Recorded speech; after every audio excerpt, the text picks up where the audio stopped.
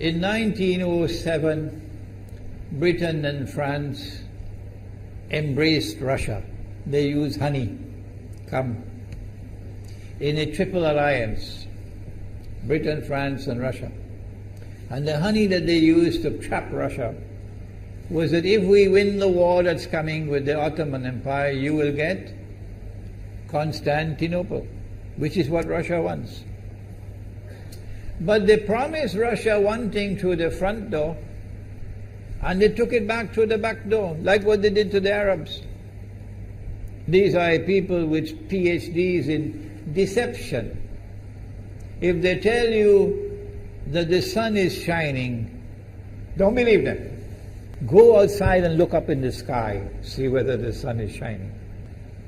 When the Russian army had fought in the First World War and had suffered the most losses, the brunt of the kill were Russians, and they were now winning the war, and the Ottoman Empire was collapsing, and the Russian army is only an arm's length away from Constantinople. They don't want Russia to get Constantinople. No. So what did they do? Russian Jews organized and executed the Bolshevik Revolution, which overthrew the Russian monarchy. They killed the Tsar and the whole family, overthrew the government, and took Russia out of the war. So the Russian army had to stop in its tracks and could not go to Constantinople. In other words, the Russian Jews stabbed Russia in the back. They did more than that. They brought communism. Communism is not Russian. These dum-dums don't understand that. Communism was created to destroy Russia. Why don't these dum-dums understand it? Communism is not Russian. Communism was created to destroy Russia, to destroy the Russian Orthodox Church.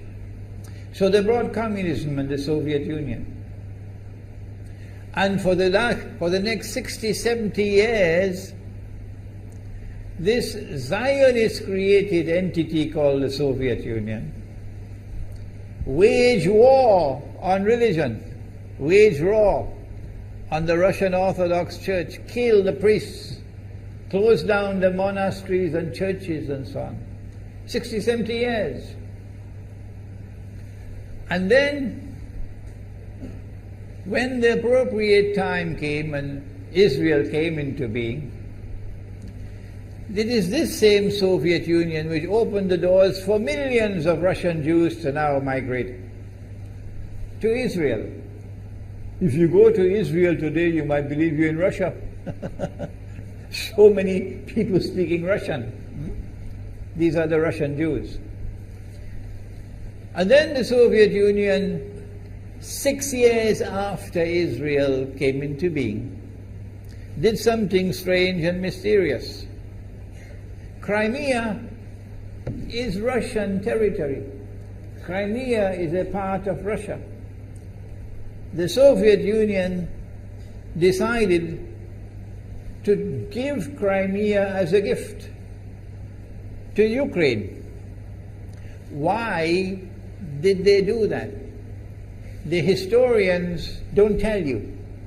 So let Imran tell you. They gave Crimea to Ukraine in order to stab Russia in the back one more time. Because if Russia loses Crimea, it will enhance Israel's security. The Russian Navy is based in Crimea, and there is a straight line from Crimea to Constantinople. To get out of the Black Sea and to get into the Mediterranean Sea, you got to pass through the Bosphorus. And the city of Constantinople is located right there on the Bosphorus. So they gave Crimea as a gift to Ukraine. They never bothered to consult the people of Crimea and get their consent. No. They never bothered to seek the permission of the Russian people. No. But Washington doesn't want to hear that. The foolish man who now sits in the White House of the United States, the foolish man who would like to pretend that he's a man of wisdom, he doesn't want to hear. But what are the rights of the Russian people? Were they not violated? Do they not have the right to correct Iran and recover the territory which was unjustly taken away from them on Israel's behalf? Obama doesn't want to hear that. It's inconvenient for them. But in this masjid, we will expose whether it's convenient to you or not. They did more than that. Not only did they give Crimea to Ukraine, but earlier on they gave eastern Ukraine. Eastern, part of the now eastern Ukraine was Russian.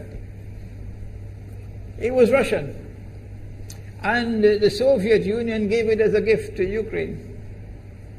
Why is it being given to Ukraine?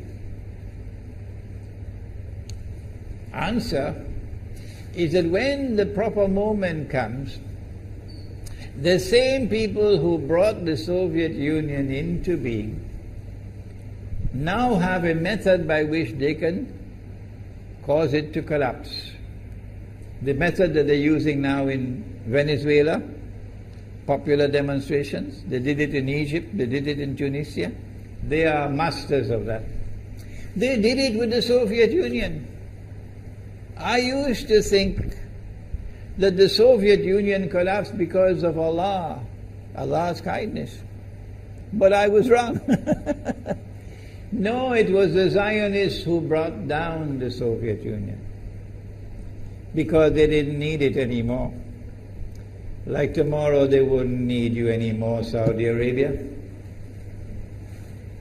And they wouldn't need you anymore, Islamabad. When will you understand that?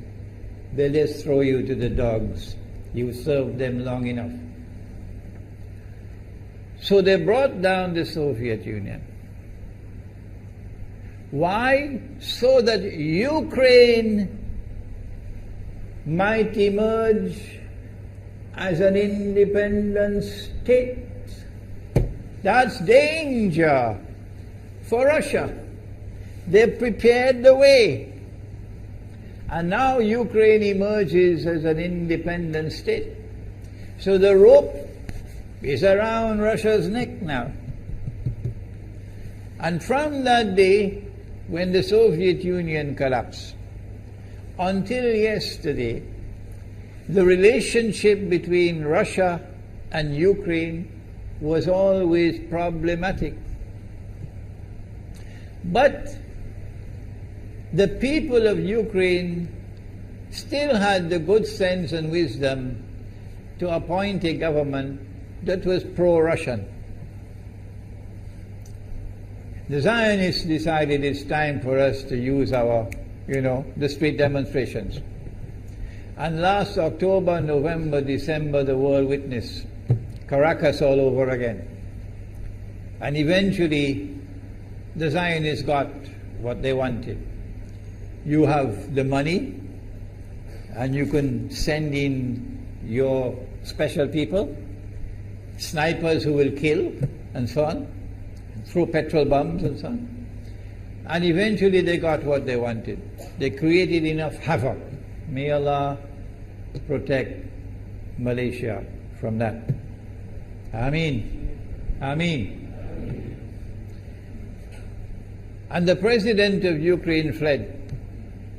He's a democratically elected according to your method, Mr. Obama, according to your system. He's a legally elected president of Ukraine. And he had to flee. And these hypocrites in Washington and London and Paris who would like us to believe that they are honorable men. They are not.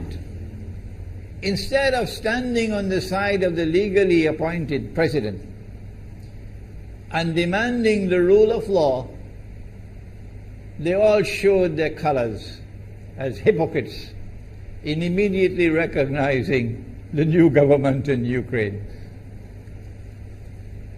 The new government in Ukraine is anti-Russian. That's what they wanted. That's why they brought down the Soviet Union, to bring in a Ukraine into being as independent state, and then to eventually get an anti-Russian government in Ukraine. If by Allah's kindness Putin had not intervened and been so spectacularly successful, this is what the plan would have been.